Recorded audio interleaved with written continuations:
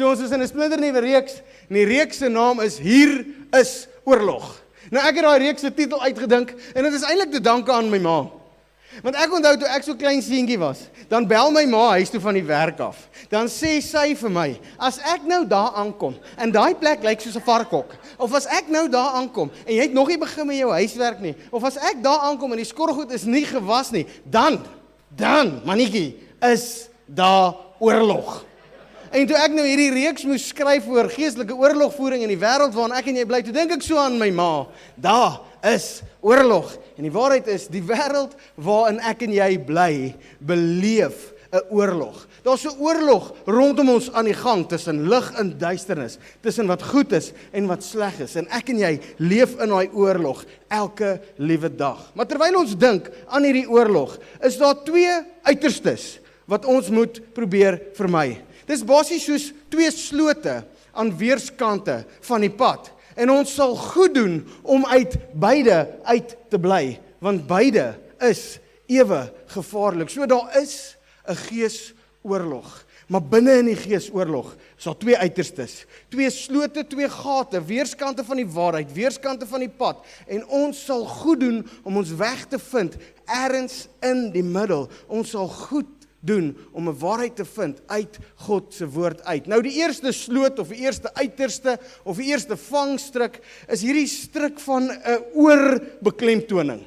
Dis amper 'n obsessie met die geesoorlog. Dis daai plek waar alles is die duiwel. Die duiwel is agter elke bos en agter elke dier en agter elke ding, en as ek 2 kilogram opgetel het, dan is dit nie die donuts nie, dis die duiwel.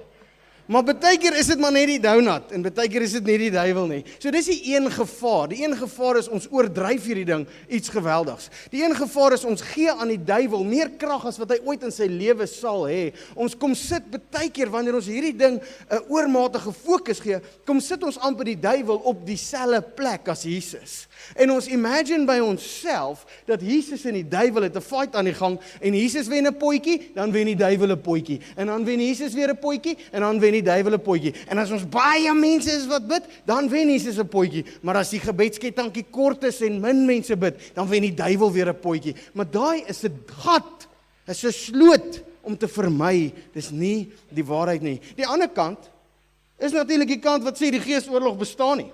Is natuurlik die kant wat sê nee, dis nie eintlik 'n fisiese vyand nie, dis meer net 'n prentjie, 'n analogie vir ons om te kan verstaan. En dis ook 'n fout. Al twee kante is 'n fout. Die obsessie met die oorlog is 'n probleem, en die vermyding of die ontkenning van die oorlog is 'n ewe groot probleem. Want die waarheid is, die bose is reël, maar verlossing ook. Die waarheid is, demone is reël, maar engele ook. Die stryd is reël, maar Jesus oorwin, en in hom oorwin ons ook. Kom ek lees vir jou, Openbaring, hoofstuk 12. Daar het toe oorlog gekom in die hemel. Michael en sy engele moes oorlog voer teen die draak. Die draak en sy engele het oorlog gevoer, maar hulle is verslaan. En in daai enkele 2 versies is die fondasie van die oorlog vasgepen. In daai enkele 2 versies is al 'n klompie goedjies wat ek en jy behoort te weet. In die eerste plek is die oorlog reël. Ja, die oorlog is reël. In die eerste plek is die bose 'n realiteit. Ja, die bose is 'n realiteit. Anders sou Jesus ons nooit geleer het, wanneer ons bid, moet ons bid dat hy ons sal verlos van die bose nie. Want daar is 'n stryd en daar is 'n oorlog, maar Jesus sou ons ook nooit genooi het om hom te vra om ons vry te maak van die bose as hy nie by magte was om dit te doen nie. So het daar 'n oorlog uitgebreek? O, beslis. Het daar 'n oorlog uitgebreek? Verseker. Woed die oorlog nou nog sonder enige twyfel, want daar het 'n oorlog in die hemel uitgebreek. Michael en sy engele moes oorlog voer teen die draak. Die draak en sy engele het ook oorlog gevoer, maar hulle is verslaan. In die hemel was daar geen spoor meer van hulle te vind nie. Want die groot draak, Die slang van ouds, wat die duiwel en die Satan genoem word, en wat die hele wêreld verlei, is uit die hemel uitgegooi. Hy is op die aarde gegooi en sy engele saam met hom. Toe het ek 'n stem uit die hemel gehoor, wat hard uitgeroep het, nou het ons God die redding gebring. Nou is sy mag en koningskap hier en die gesag van sy gesalfde, die aanklaer van ons medegelowiges, is uit die hemel uitgegooi.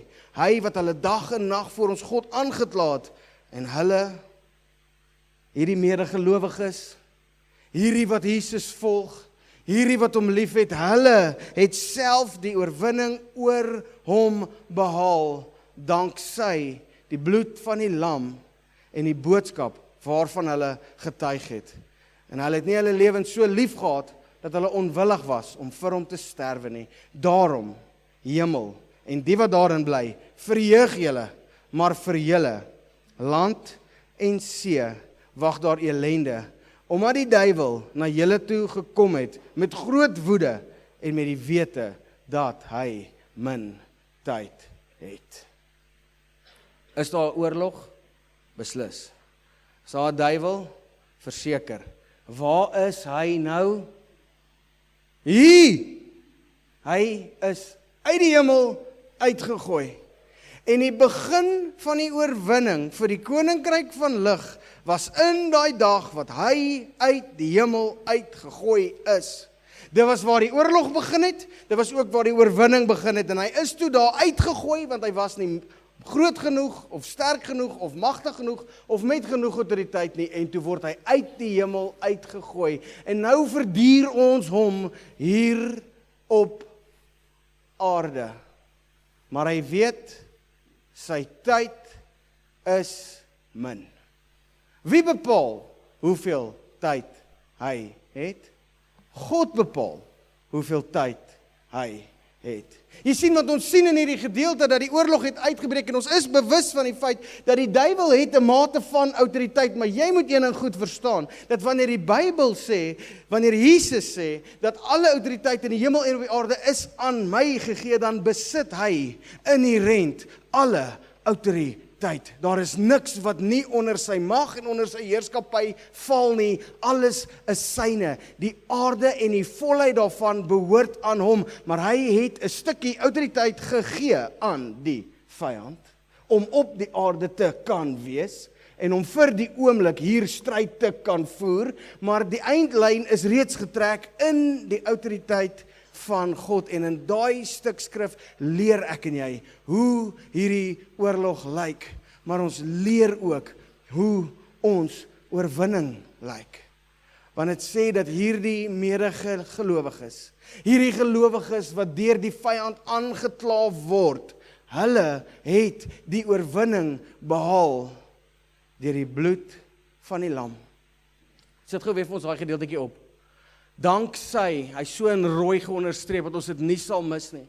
Dat ons nie sal vergeet wie se geveg hierdie is nie. Dat ons nie sal vergeet aan watter kant van die lyn ons val nie. Want partykeer as die houe reën en die moeilikheid dam rondom my op, dan is dit maklik om 'n bietjie te vergeet wie se geveg dit is en aan watter kant van die lyn ons staan.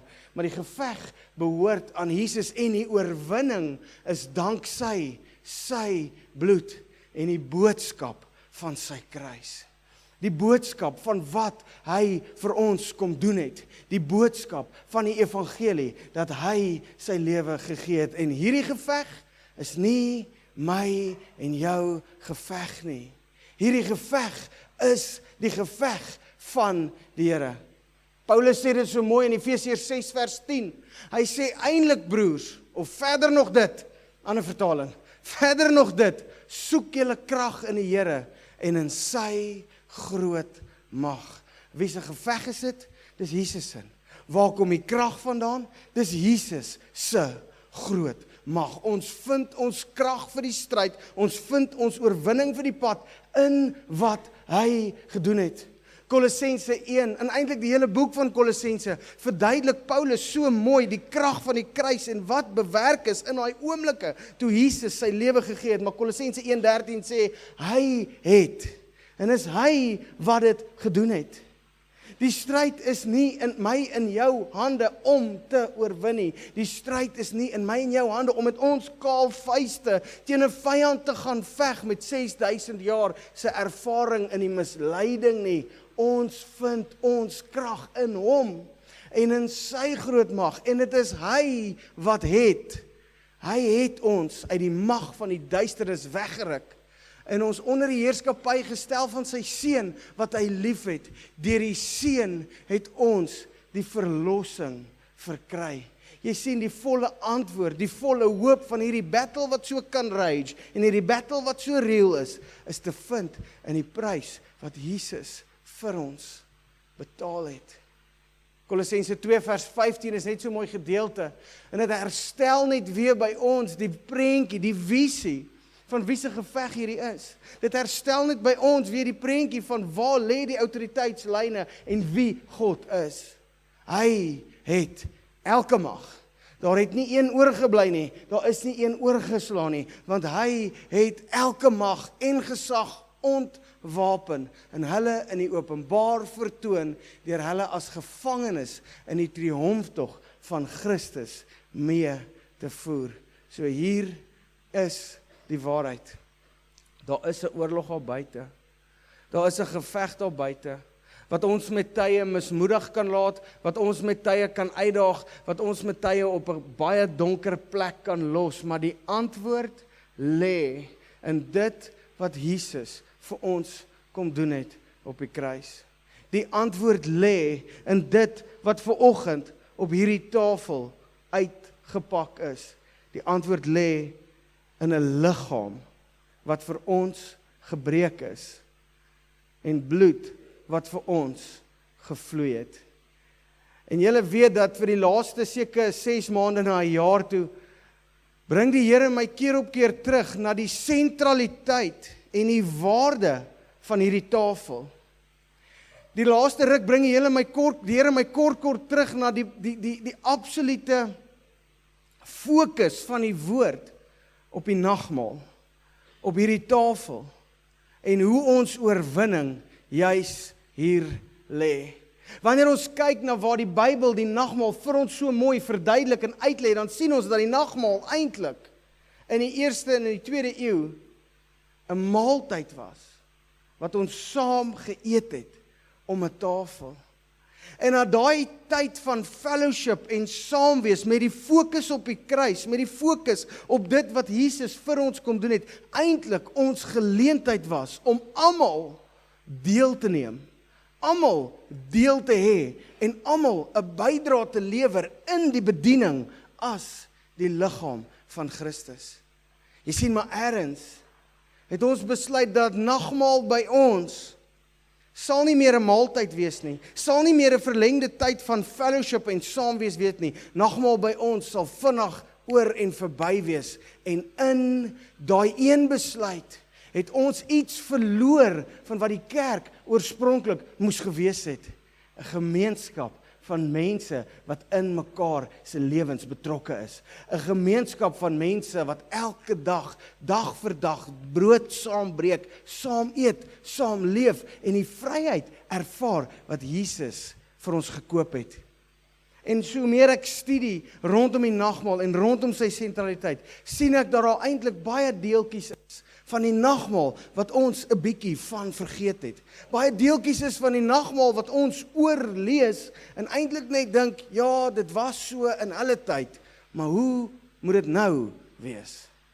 Kom ek sê vir jou, ek dink, daar's iets vasgevang in ons stryd en in ons seerkry. Daar's iets vasgevang in hoe ons hierdie oorlog ervaar, wat gebreek word deur die krag van wat op hierdie tafel is. Wat gebreek word, luister nou mooi, wat gebreek word deur die krag wat in hierdie vertrek is. Kom ons lees 1 Korintiërs 11, vers 23. En ek wil vir jou vra, of jy jou eie foon of jou eie Bybel sal uithaal, en saam met my daar sal oopmaak.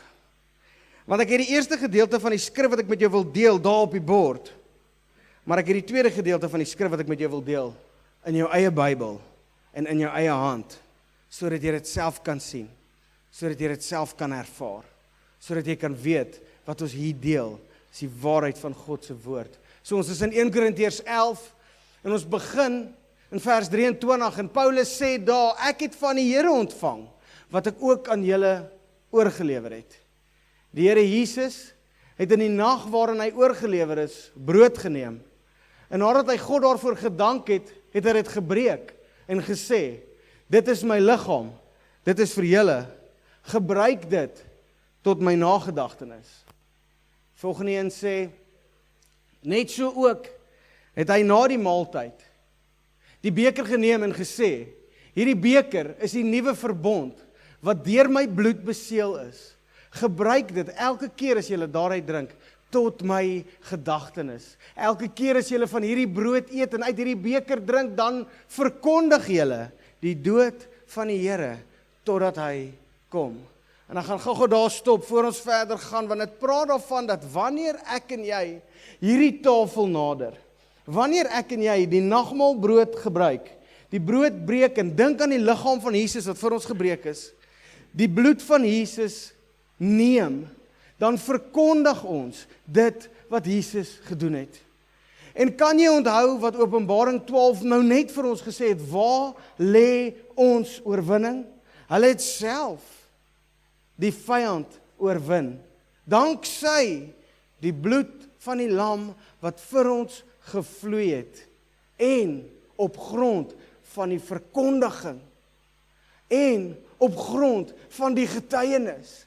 So wanneer ons as geloofsgemeenskap soos vanoggend by mekaar is en ons gebruik hierdie tekens, dan sê die Bybel dit is 'n verkondiging van die bloed en van die liggaam. En in die verkondiging van die bloed en van die liggaam lê ons oorwinning juis. Maak dit sin wat ek vanoggend met jou deel? Maak dit sin en kan jy sien dat reg in die deel van die woord, wat die oorlog so duidelik beskryf word, en so duidelik vir ons gewys word, Openbaring 12, in daai selfde gedeelte word die openbaring van die oorwinning gebring, en daai oorwinning is as gevolg van die kruis. En daai oorwinning is as gevolg van ons getuienis, ons verkondiging, ons belydenis, dat soos wat ek hierdie broodjie neem, die liggaam van Jesus herdenk, soos wat ek 'n slukkie sap vat en die bloed van Jesus herdenk, soos wat ek bely deur hierdie stukkie brood, dat hy is in my en ek is in hom, so word ons vrygemaak, so word ons verlos. Vers 27 is in jou eie hand en in jou eie Bybel. Elkeen wat op 'n ongepaste wyse van die brood eet, of uit die beker van die Here drink, sal skuldig wees aan sonde teen die liggaam en die bloed van die Here. Maar elkeen moet eers homself ondersoek voor hy van die brood eet en uit die beker drink, want hy wat eet en drink sonder om te besef dat dit die liggaam van die Here is, bring daardeur 'n oordeel oor homself. Daarom is daar baie swakkes en sieklikes onder julle en sterf daar baie van julle. As ons onsself vooraf reg ondersoek het, sou ons nie onder die oordeel gekom het nie. En ons eintlik baie wat gesê kan word vanuit daai klein stukkie skrif. En is ook daai klein stukkie skrif wat ons baie keer 'n bietjie versigtig maak om nagmaal te gebruik. Daar's ouens dood van nagmaal. Volgens wat Paulus daar sê. Jy weet, ons baie van ons wat siek en lam is, hy sê maar dit gebeur omdat ons nie die brood en die wyn reg onderskei nie. Dit gebeur omdat ons nie onsself ondersoek om te kan bevestig of is hierdie die getuienis van my hart nie.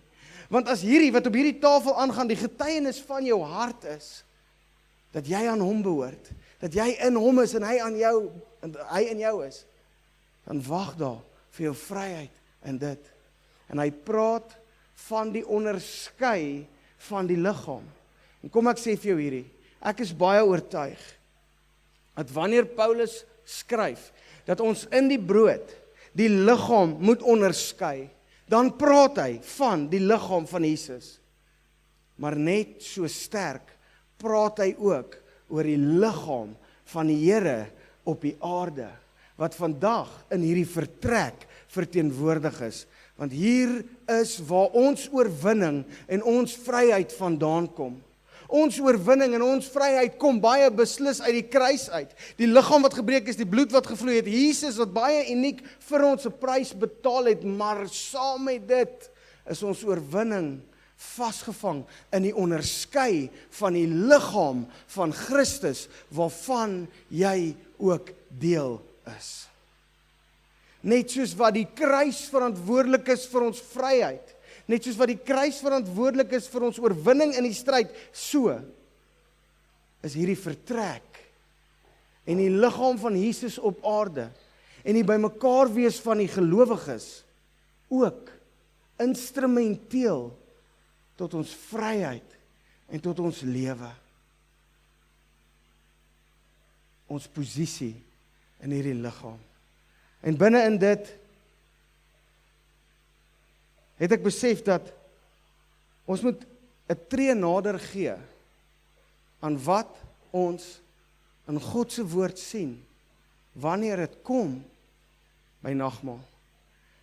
En in 1 Korintiërs 10 vers 17 praat Paulus baie direk van die eenheid tussen gelowiges en dat die eenheid tussen gelowiges gevorm word vanuit die tafel wat ons saam deel. Praat hy van die eenheid wat vir Jesus so belangrik was, dat dit sy laaste gebed oor ons was, praat oor daai eenheid en hy sê, omdat ons almal deel het aan die een brood, is ons ook verenig tot een liggaam. En in die vereniging van die een liggaam, in die saamwees en in mekaar ken en in mekaar se lewens inspreek, daarin lê 'n stuk van ons vryheid vasgevang. Ek hoop dit maak vanoggend vir jou sin. Ek besef dit is dalk 'n bietjie meer teologies as wat dit hoef te wees, maar as jy hierdie brood sien, Mary, kom help my gou. Ek het in die week wat verby is 'n verskeidenheid van bakkers gaan besoek. Want waarna ek soek is, ek soek een brood wat genoeg is vir 200 mense om van te kan geniet. Ek soek een brood sodat ons 'n herdenking kan hê van die kruis en van wat Jesus gedoen het, van die bloed wat vir ons vergiet is en ons almal deel uit die een brood. En omdat ons deel uit die een brood, word daar 'n eenheid onder ons gevorm en 'n eenheid onder ons wat ons invleg as die liggaam van Jesus en 'n eenheid wat vir die wêreld wys dat Jesus is wie hy gesê het hy is en 'n eenheid wat ons tot die vryheid bring wat die woord beloof, want kom ons wees met mekaar eerlik. Daar is areas van ons lewens waar ons die vryheid nog nie ervaar nie, waar ons die vryheid nog nie sien nie. Daar's areas in ons lewens waar ons nie lyk soos die kerk in Handelinge nie. En ek dink dit is omdat ons iets verloor het van wat op hierdie tafel gebeur. Jy weet, vir generasies en vir jare was die nagmaal die rede hoekom die kerk bymekaar gekom het. Die preek en die gesels en die apostels en wat hulle gesê het was 'n bysaak. Skrifte praat spesifiek dat die rede vir die gelowiges se byeenkoms was hierdie tafel. Was om te herdenk dit wat Jesus gedoen het. Hierdie tafel was die rede vir die Christen gemeenskap om by mekaar te kom. En hierdie tafel het anders gelyk in hulle tyd as wat ek en jy nou herken. En ek is oortuig dat as ons hierdie tafel moet beleef soos hulle hom geken het, sal dit vir ons diep vreemd wees. Maar ek weet ook ons sal 'n fout maak as ons nie iewers begin en tree vir tree terug beweeg na die herdenking van die kruis van Jesus. Die onthou van die liggaam van Christus soos hy hier by mekaar is, soos wat God dit beplan het, reg van die begin af nie. Ergens moet ons as moderne gelowiges vir mekaar sê, daar's tyd en plek nodig vir ons om weer die liggaam te kan wees. Daar's tyd en plek nodig waar ons in tyd van extended fellowship mekaar kan opbou, mekaar kan bemoedig, mekaar kan versterk. waar ons ruimte het, nie net alleen vir die teaching gawe, sodat die teacher die mikrofoon kan vat en die gehoor kan toespreek nie, maar waar ons tyd en ruimte het vir elke ander gawe, die woord van wysheid, die woord van kennis, die profesie, die gebede, die geloof, en op hierdie stadium mis ons uit op 'n klomp van hierdie gawes, want ons is net eenvoudig te haastig. Ons het net eenvoudig te min tyd om weer te ervaar wat die eerste kerk ervaar het.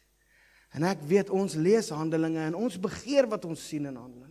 Ons begeer die wonderwerke, ons begeer die beweging van God se Gees en van sy hand in ons midde. Ons begeer ook daai plek waar daar daagliks by die getal van die gelowiges toegevoeg word, maar die probleem is, ons is nie bereid om ons lewens in te rig soos hulle lewens ingerig het nie. En dan staan ons teleurgesteld vir die vrug wat ons pluk. So wat wil ek vanoggend sien? Waarmee is ek besig? Wel, in die eerste plek wil ek hê ons moet as 'n geloofsgemeenskap nagmaal gebruik van die een brood.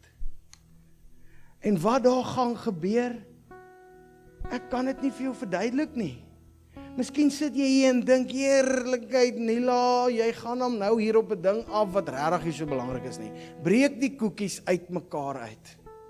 Maar die feit is, ek is 'n bietjie moeg vir 'n geestelike familie wat uit mekaar uitgebreek is. Ek is 'n bietjie moeg vir mense wat hier instap en mekaar nie ken nie. Ek is 'n bietjie moeg dat kerk eintlik nie die ding is wat Jesus ons gevra het om te bou nie.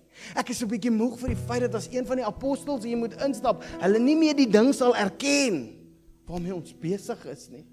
En daarom sê ek, Here, het ons nie dalk iets verloor nie? Het ons nie dalk iets misgekyk nie? Is daar nie iets wat ons dalk ekstra aandag of ekstra fokus aan moet gee, sodat ons kan wees wat U ons geroep het om te wees nie? Kan jy onthou die impak wat die kerk van Handelinge gehad het? Kan jy onthou die beweging van God se Gees? Kan jy onthou dat hulle besittings verkoop het en onder mekaar verdeel het? Kan jy onthou dat die woord gesê het, daar was nie 'n arme in hulle midde nie? Kan jy onthou dat Petrus verbygestap het en gesê het, silwer en goud het ek nie, maar wat ek wel vir jou het, in die naam van Jesus Christus, staan op en loop, want hy is in ons midde. En dis my enigste agenda. Dis my enigste begeerte. My enigste begeerte is om 'n geloofsgemeenskap te wees, waar Jesus in ons midde is. Waar ons kan lyk soos 'n dinamiese geloofsfamilie, wat mekaar lief het.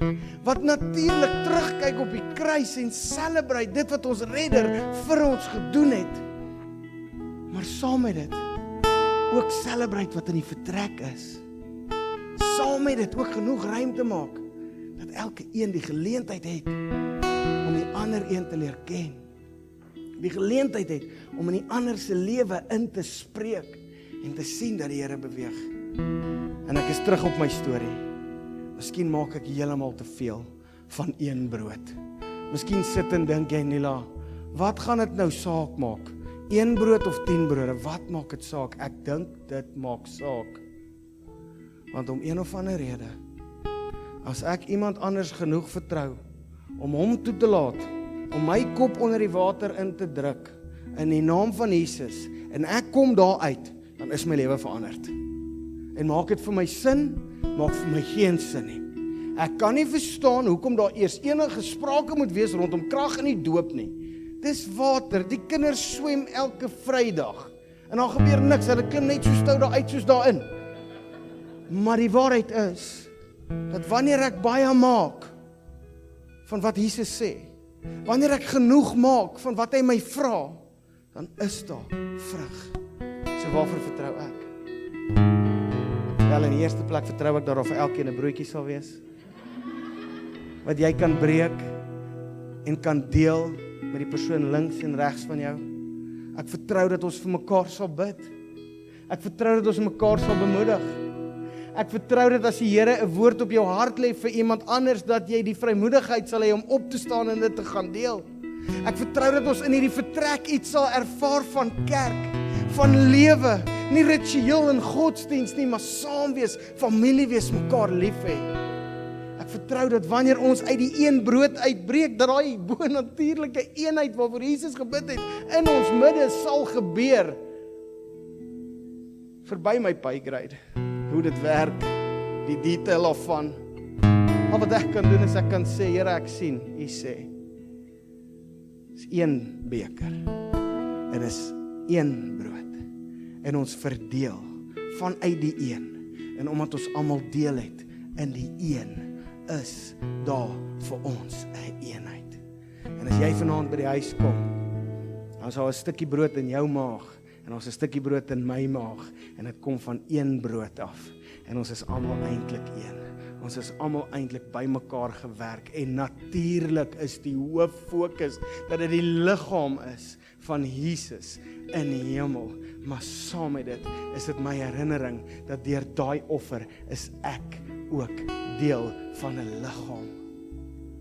En elke deel het sy waarde, en elke deel het iets om by te dra, en ons kan nie meer toesien dat maande verbygaan en ek het die pinkie nie gesien nie. Wat sal jy doen as jou pinkie vir 3 weke weg is? Jy sal plan maak. Jy sal daai pinkie soek. Jy sal ten minste vir jou vrou vra, het jy nie dalk my pinkie gesien nie? Op die minste. Maar kyk na ons liggaamsdele. En ek wil jou vandag vra, dat as hierdie jou huis is, en as die waarheid van die kruis en van die bloed van Jesus jou realiteit is, jou getuienis is, kom ons geniet die nagmaal. Kom ons geniet die nagmaal.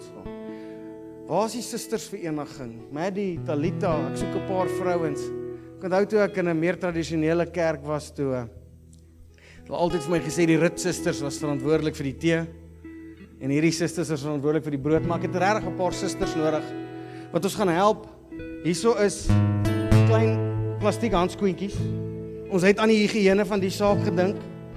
Moenie bekommerd wees nie, almal gaan nie die brood streel nie. Mary gaan die brood vir ons breek. En ek besef dat om vir al hierdie mense 'n kelkie te tap by 1 kraantjie is nie baie prakties nie, maar gaan voor jou oë uit hierdie 1 beker uit verdeel. Jy kan hom vir ons volmaak, asseblief Natalie. En dan kan jy vir ons volmaak. Asseblief, daar's nog een. En dan wat ons gaan doen, is ons gaan 3 dienspunte hê. Die vrouens gaan staan met 'n houertjie koppies. Jy gaan vir jou 'n koppietjie vat en hulle gaan vir jou 'n sappie ingooi. Koppietjie vat en 'n sappietjie ingooi. En jou broodjie gaan jy aan hierdie kant kry. En baie keer stuur ons vir pa en hy bring sommer 'n broodjie terug vir pa en vir ma. Maar dan as jy op pad terug is, laat toe dat die Gees jou vanoggend gebruik. As jy op pad terug is, laat toe dat die Gees jou herinner aan die kruis en wat Jesus gedoen het, en laat ook toe dat die Gees jou gebruik in iemand anders se lewe. Soos wat jy hierdie liggaam, die baie unieke liggaam van die Seun van God herdenk, dink ook aan hierdie liggaam wat in hierdie vertrek by mekaar is om mekaar te stig, te mekaar te bemoedig, mekaar op te bou, 'n woord van bemoediging, 'n gebed en geloof met mekaar te deel. En in hierdie weet ons dat die Here ons ontmoet. Dankie dames, ons gaan broodjies breek, ons gaan sappies uitdeel. Gemeente, kom ons staan op, dan bid ek vir ons en dan kan julle vorentoe begin beweeg. Ek weet, verspotte gedagte om 200 mense van 1 tafel af te probeer bedien. Wie se idee was dit? Verspotte idee om 'n 7 kg brood te bak. Wie se idee was dit? Ek sien dit in die woord en mag die Here ons lei nader en nader aan sy voorskrif en sy instruksies sodat ons die lewe daarin kan smaak. So Vader, as u kinders, kom ons voor u vandag. En Here, ons is uit op 'n hoom hierso. Here, ons stap uit op wat die woord vir ons sê om te doen. En ek wil bid, Here, dat deur die Heilige Gees, bonatuurlik in hierdie vertrek, beweeg U in ons midde. Bewerk U die eenheid tussen ons, wat die wêreld sal oortuig dat U ons redder is. En die wonderwerk van die kruis en die opstanding, die vryheid en die oorwinning in elke stryd, danksy die bloed van die lam en die krag van die woord van ons getuienis, dat ons in U is en U is in ons. In Jesus naam. Amen.